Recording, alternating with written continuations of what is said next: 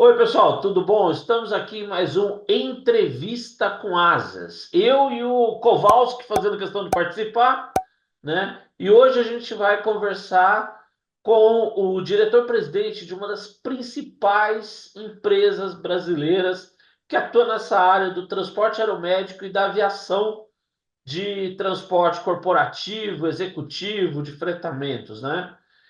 Tá aqui o doutor Maurício Alberto Goldbaum e acompanhado pela sua gerente comercial, a Daniele Villeroy. Bom, sejam bem-vindos aqui ao nosso canal, canal da revista Asas, né? Obrigada, Luquez. Muito obrigado pela essa oportunidade, é um prazer muito grande estarmos aqui juntos, né? Nos conhecemos de longa data e estamos à disposição aqui de falar alguma coisa sobre a Unier, né? Que é empresa de transporte aeromédico e aviação geral executiva. Bom, doutor Alberto, eu queria começar o seguinte: a Unier, hoje, nós estamos em 2024, quantos anos tem a empresa? A empresa tem 26 anos. A Unier, só para rememorar um pouco, assim, a dona da Unier, a sócia majoritária, é o Sistema Unimed do Rio Grande do Sul. Tá, Então, é a Federação das Unimedes do Rio Grande do Sul. E hoje nós contamos, então, com a nossa frota de 6 aeronaves, são 4 aviões King Air, 2 C-90 e 2 B-200 e 2 helicópteros. O nosso B-200, que na realidade é o 260, é a mais nova aquisição, que a pandemia nos obrigou a ver que nós tínhamos a necessidade de adquirir mais uma aeronave. Ela foi incorporada na frota em final de outubro de 2023. Então, é um King Air B260 novo. Ele é, na configuração aeromédica, é uma aeronave que tem a capacidade de levar até 2 pacientes ao mesmo tempo, ou um paciente adulto e uma incubadora neonatal. E com isso, então, nós conseguimos então resolver muitas vezes dificuldades que às vezes tu tem que transportar 2 entes da mesma família para algum hospital de menor recurso para de maior recurso. Por favor, Lucas, se eu estiver falando demais, me interrompa, não, porque quando eu começo a falar assim, eu fico um pouco entusiasmado, principalmente da questão do aeromédico, que é uma coisa, a gente, por ser médico, eu sou de formação anestesiologista, então acostumado com urgência, então eu fico um pouco empolgado nessa área. E as nossas aeronaves, não posso dizer mais, aqui tem o que tem a UTI de um hospital, nós temos dentro das nossas aeronaves. Então, vai desde a monitorização completa, a bagagem toda de medicamentos, bombas de infusão, as incubadoras e por aí vai. Então, essa é o nosso core business hoje, é o aeromédico. A questão do executivo, a Daniela às vezes me olha meio diferente, porque ela se preocupa muito também com a parte do executivo. Mas o que eu tenho a dizer é o seguinte: a aeronave ela tem uma característica, ela se torna um avião executivo com toda a característica do avião executivo, ou seja, com carpete, com aquele algo mais que o executivo exige, e isso tudo ele tem. E quando ele se torna aeromédico, ele também fica aeromédico na característica do aeromédico. Por exemplo, só para te dar um exemplo, o carpete é retirado por aeromédico e tem o carpete por baixo dele, que é o que tem dentro de um hospital, que é de lavável para fazer asepsia e por aí vai. Então, sai a fileira de bancos e entra as macas. é, Então, se tu for fazer um voo aerométrico, não nota a diferença. Se tu for fazer um voo executivo, não fica nem sabendo. certo. Essa é a grande característica. Isso aí eu, pessoalmente, juntamente com o nosso engenheiro, tratei nos Estados Unidos. Eles já vêm transformado de lá para que essa condição não se perca e seja, vamos dizer assim, num menor espaço de tempo, tu muda de uma configuração para outra. Certo. Agora, você pessoalmente, você é bem envolvido com todo esse setor aeromédico, né? Na defesa de todo esse setor. Então, eu queria te perguntar o seguinte: quais são hoje, na sua visão, os maiores desafios no Brasil para essa atividade aeromédica? Assim, hoje assim já melhorou muito. Porque também, né, Lucas, eu sou presidente da BOA, Associação Brasileira de Operações Aeromédicas. Então, hoje, assim, a gente já conseguiu algumas coisas é, na nossa agência reguladora, na ANAC, sob o ponto de vista de reconhecimento da aviação aeromédica, que antigamente, eu estou falando antes da pandemia, era numa vala comum do 135, sem ter o reconhecimento do que a aviação aeromédica, quem opera um avião aeromédico precisa ter. Então, por exemplo, hoje, eu discuto muito isso e falo que é a questão muito da extrapolação de jornada. Hoje, eu não posso mandar um avião aeromédico numa missão médica, às vezes, muitas vezes, num paciente crítico, que não vá extrapolar uma jornada que o médico, às vezes, chega na UTI do hospital, precisa estabilizar o paciente, a tripulação está no aeroporto esperando e extrapolou a jornada. O que eu faço?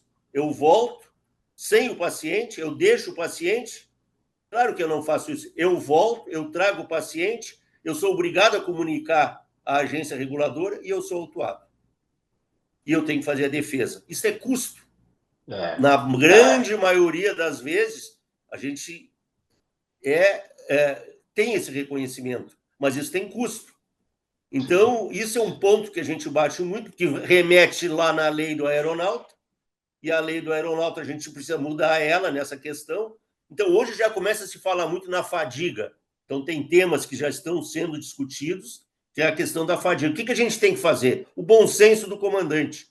Se sente na condição de não colocar a sua tripulação em risco, em prol da outra, que é uma vida, faz.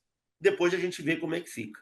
Aí eu posso te dar vários exemplos médicos sobre essa questão. Eu vou te dar um exemplo simples. Eu preciso fazer um voo que tu tem um paciente que teve uma dor torácica importante, está numa condição, num lugar que não tem suporte de um possível infarto, uma possível isquemia miocárdica, tu tem que ir lá buscar e trazer de volta para fazer uma angioplastia, por exemplo, para fazer.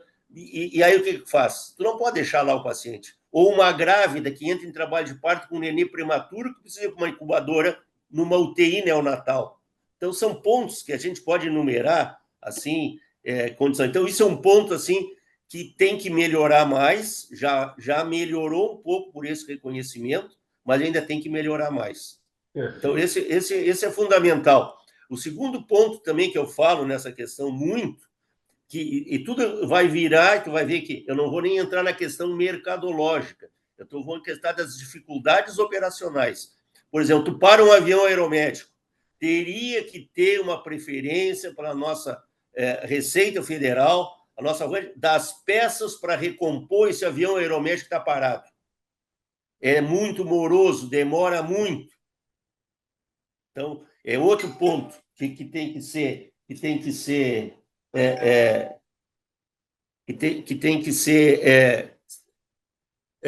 revisto. E assim, eu não vou entrar na parte comercial, vou deixar daí para a Daniele falar um pouco sobre a parte comercial. Eu poderia falar também, hoje a gente faz muito voos aqui, principalmente na América do Sul. Nós há pouco tempo fomos ao Chile buscar uma paciente agora em Antofagasta. Nós agora, semana passada, buscamos um paciente em Punta Canas e no Ushuaia, lá embaixo. Então, aí também tem a questão, por exemplo, assim, das liberações. Parece que o Mercosul não existe nessa condição. Me deixaram um avião quase que 2 dias parado na Argentina para esperar a liberação para entrar no espaço aéreo chileno. Exemplo, tive que entrar em contato até com Itamaraty para poder agilizar essa liberação.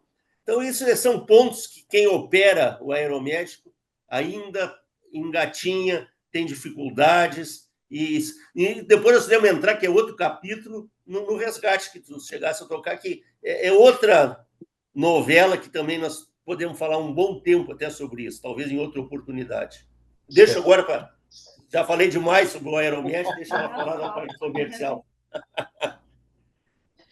Mas, doutor, antes da gente sair do aeromédico, deixa eu fazer uma última pergunta. Em 2019, quando a gente sediou, a ASAS promoveu um fórum de discussão dessa questão das operadoras aeromédicas, tudo junto com a BOA, e vocês participaram, né? Um dos pontos que foi citado muito é que, na ocasião, né, a ABOA lutava para que as empresas aeromédicas pudessem passar também a atuar em questões de resgate, inclusive contratadas pelas, por exemplo, as concessionárias de rodovias, né? Um modelo parecido com o que existe na Europa, coisa desse tipo. Como é que está esse cenário hoje?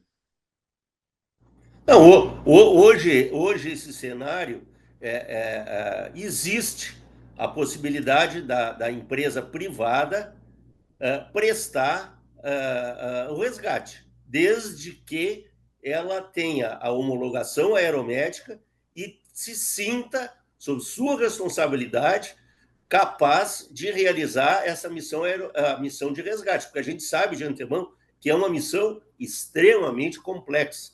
Envolve uma série de cuidados, de pousar um helicóptero numa rodovia, ou numa cena de uma rua, de um acidente e tal. Então, é uma série de condições. Mas se a empresa se sentir com a condição de operar, a agência reguladora permite que faça. Perfeito, perfeito. Agora, sobre as outras áreas em que a Unier atua, né? Como é que está funcionando isso hoje? Eu vou deixar para a Daniele falar um pouco da área comercial. Comercial já me brilha os olhos, né? Então, a gente comercializa hoje num portfólio aí de 5 serviços, tá? Aeromédico, então, de natureza, de DNA aeromédico.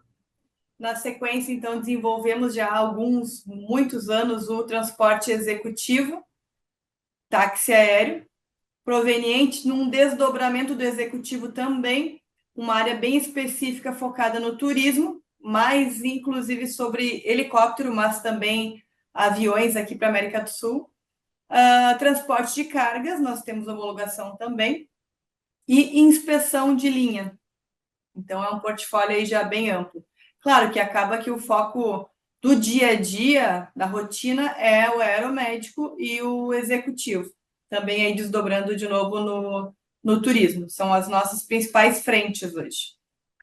Queria que você falasse um pouquinho mais de como é que é essa operação turística. O que compõe isso aí?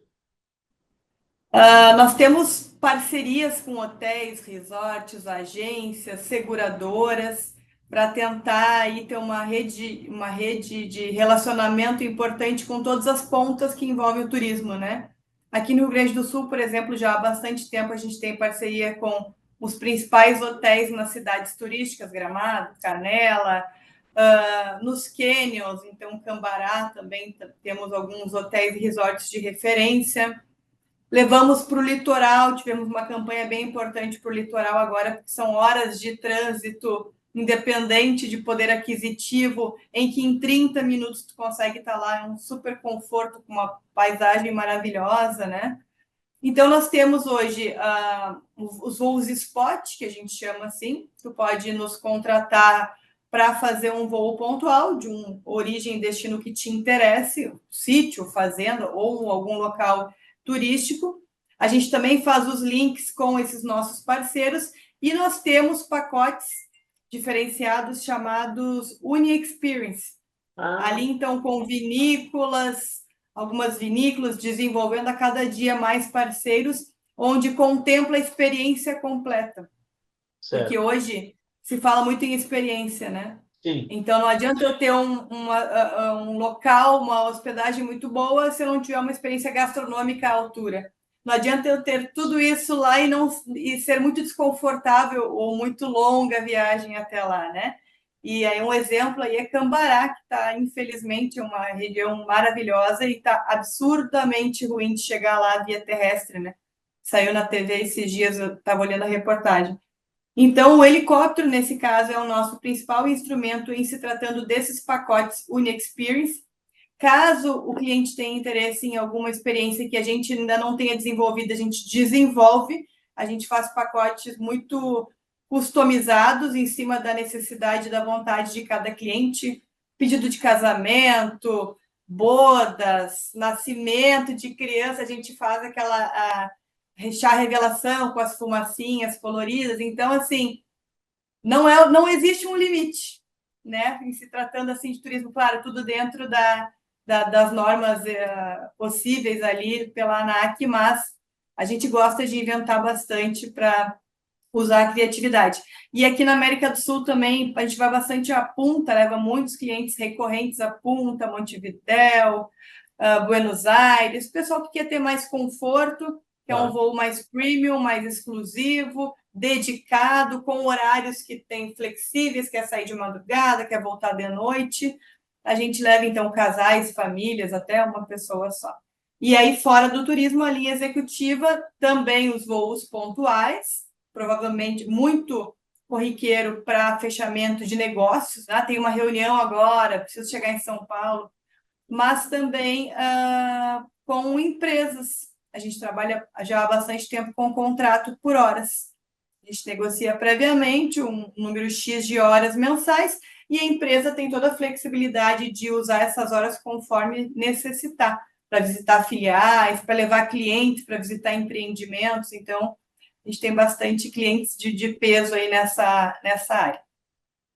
Uma coisa que só para complementar, que é sui generis, até porque ela falou de punta, quem gosta de jogo, de jogar no cassino, né? O avião leva na sexta-feira, espera e volta no domingo.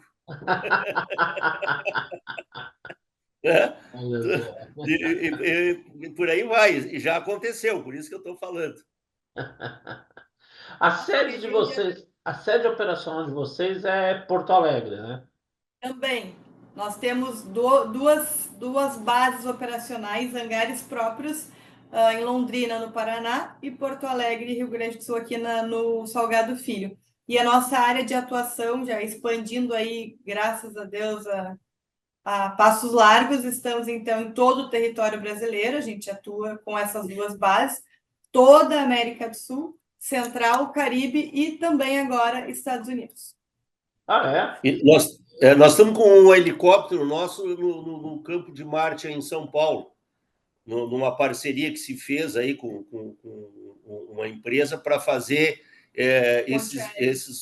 esses voos da origem lá, ou de algum heliponto, ou de coisa para Guarulhos ou para Congonhas, por causa da dificuldade do tempo, né? Tempo aí. Logística terrestre cada vez pior, né? Então, ou para descer nas praias ali certo. do litoral de vocês aí. Baixada Santista. Sim, o litoral norte, aqui de São Paulo. Isso. Agora, me diz uma coisa, você citou aí agora, rapidamente, como é que é essa operação chegando nos Estados Unidos? Como vocês fazem essa operação? Normalmente focado em aeromédico, esses voos mais longos, Estados Unidos, Punta Cana. Nós podemos fazer executivo e temos toda a propriedade e habilitação para isso. Mas pela experiência, a gente percebe que a procura é maior para trazer um familiar, foi viajar, turismo, e não esperava ter alguma dificuldade de saúde, tem que repatriar, né? Trazer para tratar no país. Geralmente a procura é dessa forma, a gente planeja o plano de voo com toda a equipe de saúde e operacional. É um plano de voo bem estudado, né? Até pelas horas de voo. E o doutor pode falar. Esse último agora, por exemplo, que foi a semana passada, Punta Canas, por exemplo, só para dar o plano de voo, como é que foi? Ele sai Manaus, né? São Paulo, Manaus, a ilha de Santa Lúcia, abastece Santa Lúcia, Punta Canas. E a tripulação fica descansando e volta, geralmente fico 12 horas lá e volta em seguida. Eu geralmente deixo uma tripulação de reserva em Manaus, né, para não parar a aeronave, porque é aeromédico, aquilo que eu falo, e aí dá para prever, então o paciente não pode parar, então a aeronave não pode parar, então fica uma tripulação esperando em Manaus e faço a operação. Então, é uma operação bem concisa, com toda a segurança, cumprindo todas as legislações. Hoje, a equipe de vocês, de colaboradores, quantos pilotos vocês estão atuando? 18, 18? 18 tripulantes, 4 comandantes de asa rotativa e 14 de asa fixa. Tá. A nossa tripulação, toda ela, é extremamente treinada. Todos os anos, vai um ano sim, um ano são para o simulador nos Estados Unidos, na Fly Safety. Isso é agora mesmo voltaram dois tripulantes de lá. E assim a gente mantém. A gente não contrata, por exemplo, um comandante com menos de 1.000 horas, tem que ter 1.000 horas de voo, e por aí vai. A gente hoje, Lucas, está em mais de 40 mil horas voadas, mais de 25 mil remoções e 0 acidentes. Então, é uma bandeira que a gente tem orgulho de... Bater na tábua, né? Realmente. É um número muito, muito relevante e que dá bastante Sim. segurança para os clientes quando nos procuram, né? Isso é uma coisa, por exemplo, da questão tu sabe também tão bem com isso, que o acidente é uma soma de fatores.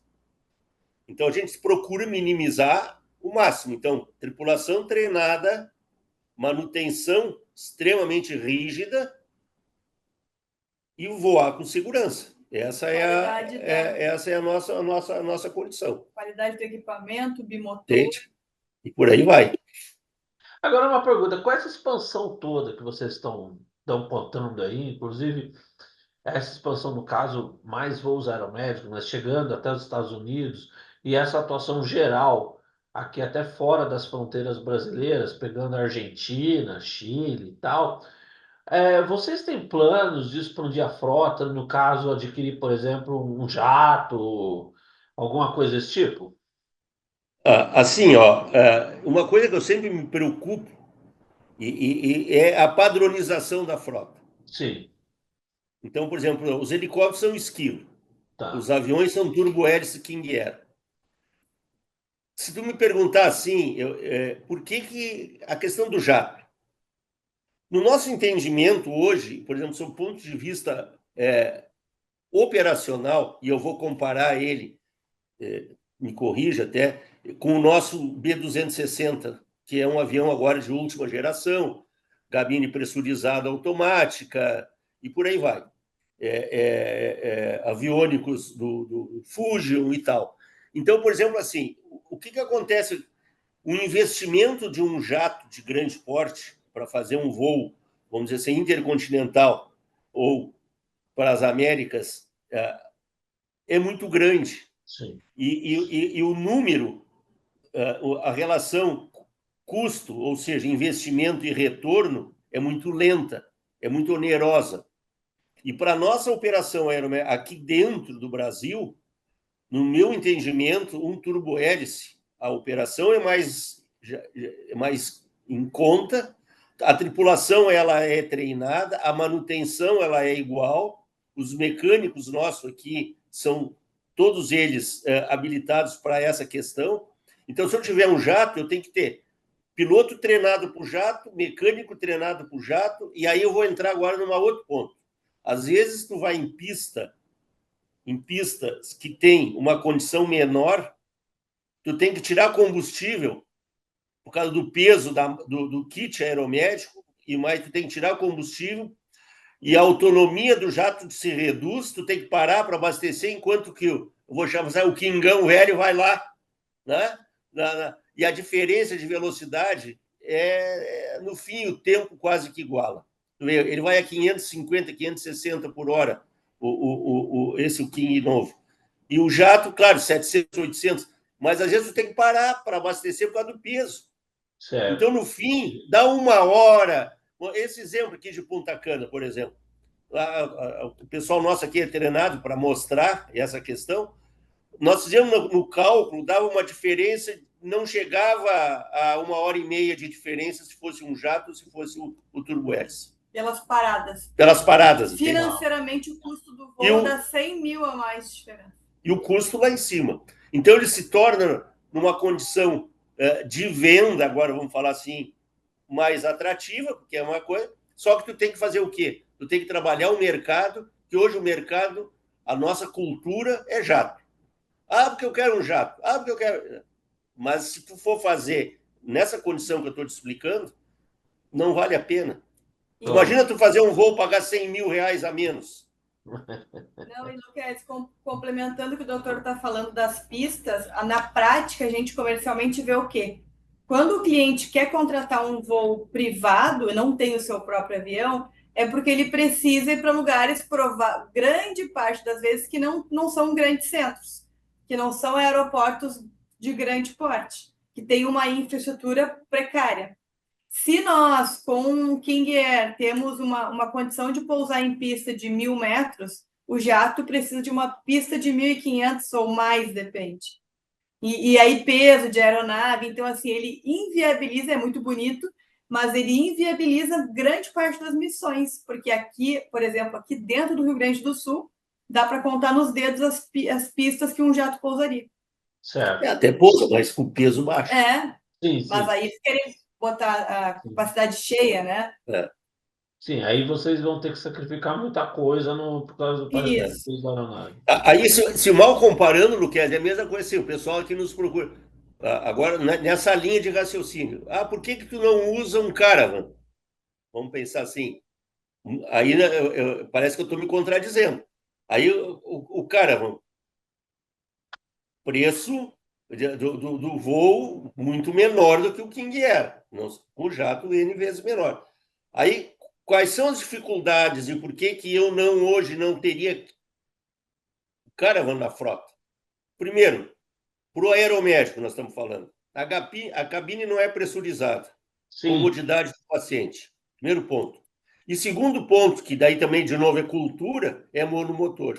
Exato. Entende? É verdade. Então, com toda a segurança do cara, não estou falando mal dele. Sim, mas, claro.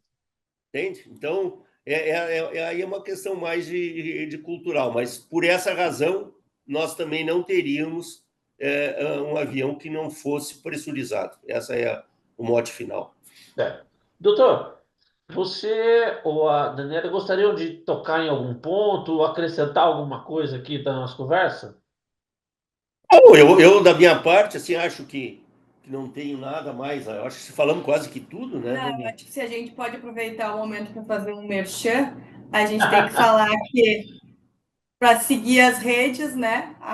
@voeunier, LinkedIn e Instagram, para conhecer mais o serviço, ver os depoimentos dos clientes, também as experiências que nós temos lá postadas e as promoções que a gente lança lá sempre. E também para quem tem empresas e precisa dessa locomoção mais rápida e otimização de tempo, para que consiga aí, pelo menos, vir conhecer um pouco mais sobre as possibilidades que a gente tem para entregar para os executivos. Perfeito. Quem tem a veia comercial, né, Luquezzi? Não pode perder a oportunidade. Ela não ia perder a oportunidade, né? Mas, de qualquer maneira, eu te agradeço muito poder participar junto aqui. Sempre estamos à disposição aqui. E um grande abraço. E pode contar comigo para o que for preciso. Muito obrigado. Um abraço aí para vocês. Obrigado aí pela parceria sempre juntos aí.